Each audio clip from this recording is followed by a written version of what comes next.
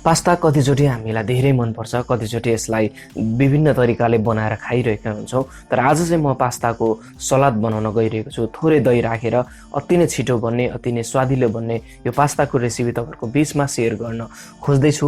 यदि तपाईँ पहिलोचोटि च्यानलमा नयाँ हुनुहुन्छ भने च्यानललाई सब्सक्राइब र सपोर्ट गर्नलाई नभुल्नुहोला। र बनाउनुको लागि चाहिँ एउटा भाँडामा मैले पानी राखिसकेको छु। अलिकति माथिबाट तेललाई पनि सँगै राखिदिएँ।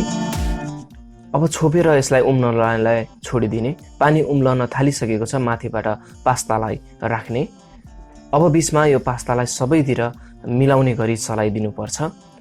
आजको रेसिपी तपाईँहरूलाई मन परेको छ भने भिडियोलाई लाइक पनि गरिदिनुहोस् र छोपेर बिचमा यसलाई पकाउने। पास्ता अब यसरी मजाले उम्लन थालिसकेको छ र बिचमा फेरि पनि यसलाई चलाउनु पर्छ। र मैले चाहिँ अब यसलाई तयार भएको हुनाले चिसो पानीले धुन गइरहेको छु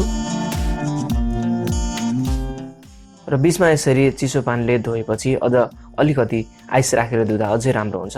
अब चाहिँ यो तयार भयो। एक ठाउँमा मैले यसलाई राखिदिन्छु। अब बनाउनको लागि एउटा भाँडामा अलिकति दहीलाई राखिदिने र यसरी तयार गर्दाखेरिमा पास्ताको स्वाद अति नै स्वादिलो बन्नलाई मद्दत गर्छ।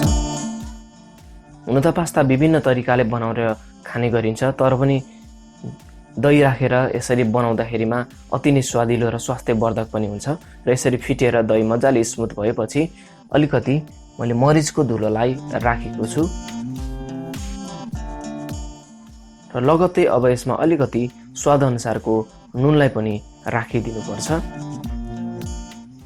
अब अलिकति यसमा बिरे नुनलाई पनि राखेको छु र यसरी सबै सामग्रीहरूलाई राखिसकेपछि यसरी मिक्स हुने गरी चलाइदिनुपर्छ।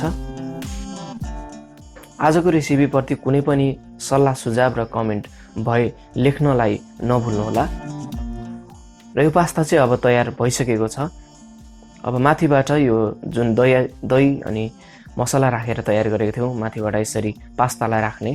जति पनि तयार गर्नु छ हामी सबै यसलाई यसरी राखेर बिचमा मिक्स हुने गरी चलाइदिनु पनि पर्छ।